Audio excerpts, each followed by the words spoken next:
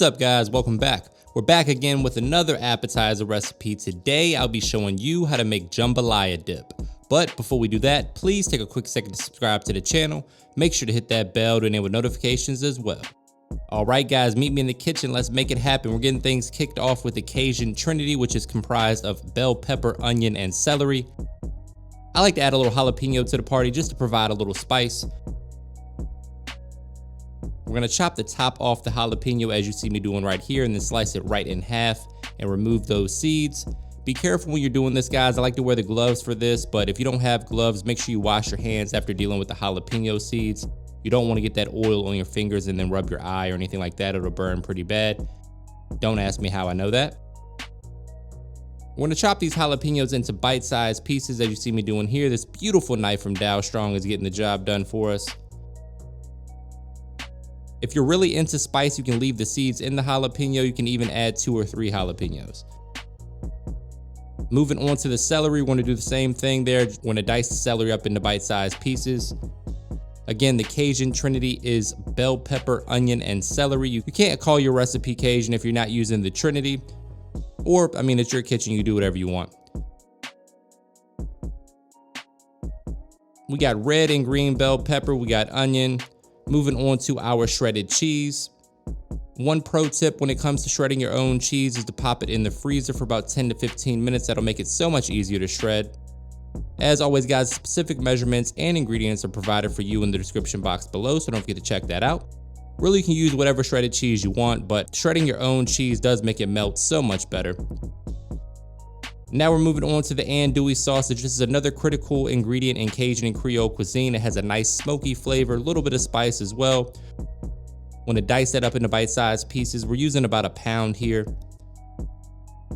There we go, looking good. Along with the sausage, we're going to add some shrimp to this. If you don't eat shrimp or you have a shellfish allergy, you can use chicken instead. Here we have some large shrimp that have been peeled, deveined, and cleaned. We're just going to chop them into bite-sized pieces as well. You cut them in halves or thirds, whatever floats your boat. About a pound or a pound and a half total. Next, we're going to warm our skillet over medium heat. Add a little avocado oil or your vegetable oil of choice. And we're going in first and foremost with that 1 pound of andouille sausage. We want to do this first because we want the fat to render from the sausage. And that fat's going to be the foundation of flavor for the remainder of this dip. So for about 3 to 4 minutes over medium heat, you want to cook the sausage until it's browned up nicely. Then we're going to use a slotted spoon to remove the sausage, leaving behind all that flavor. Into that, we're going to add the shrimp that we're going to season with a little Tony's Creole seasoning or whatever Cajun seasoning you like. Also got to add some of that AP. That's my blend of salt, pepper, garlic, and onion powder. If you haven't tried that yet, you can grab yours via the link in the description box. I have a discount code there waiting for you as well. We're going to cook that shrimp for 2 to 3 minutes, moving it around, make sure it's cooking evenly. Once it's fully cooked, we will remove that with a slotted spoon as well. Then we're going in with 2 tablespoons of butter. Look at all that flavor in that skillet. Oh my goodness, this dip is absolutely packed with flavor. You guys are going to love this one. Next, we're going in with our Trinity along with that jalapeno. Want to give that a good mix. We're still cooking over medium heat here. You just want to sweat these veggies down, let them get nice and tender. We're going to add a little seasoning, a little salt, pepper, garlic, onion powder, a little Cajun seasoning, a few dashes of worst word in the world sauce, a little Italian seasoning as well. If you want to make this extra spicy, you can go down with some red pepper flakes or a little cayenne pepper as well. Give that a good mix, and once those veggies start to get nice and tender, we're going to add back in the andouille sausage and the shrimp. Your house is going to be smelling absolutely amazing at this point. Oh man, look at all those delicious veggies, all the flavor from the skillet.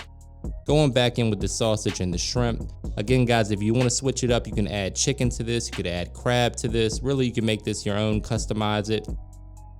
Give that a good mix, make sure everything is well combined. Make sure all those flavors are getting to know each other's business in the skillet. And then in a large mixing bowl, we're going to add 2 blocks of room temperature cream cheese. That's 16 ounces in total. And then we're going to pour our veggies and sausage and shrimp right over top.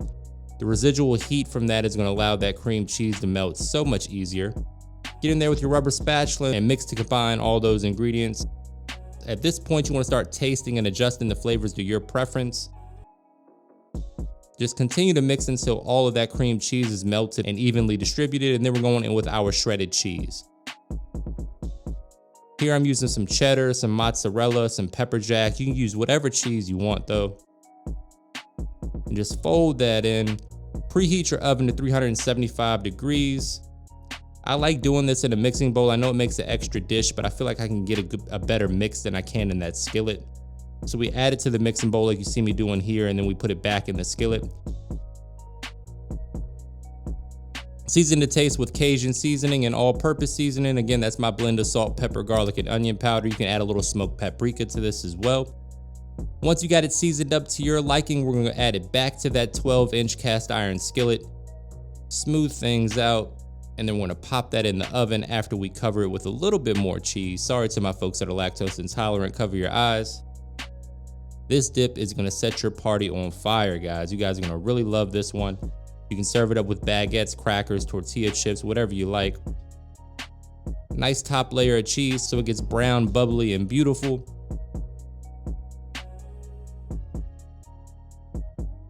And then we're gonna pop that in the oven, like I said, at 375 for about 30 minutes. Meanwhile, we're gonna get started on our French baguettes that we're gonna use to scoop up that dip that we're making. This comes together super easy, guys. I like to cut it at an angle like you see me doing right here with a serrated blade. That's the easiest way to cut bread, in my opinion. About a 1/2 inch thick or so.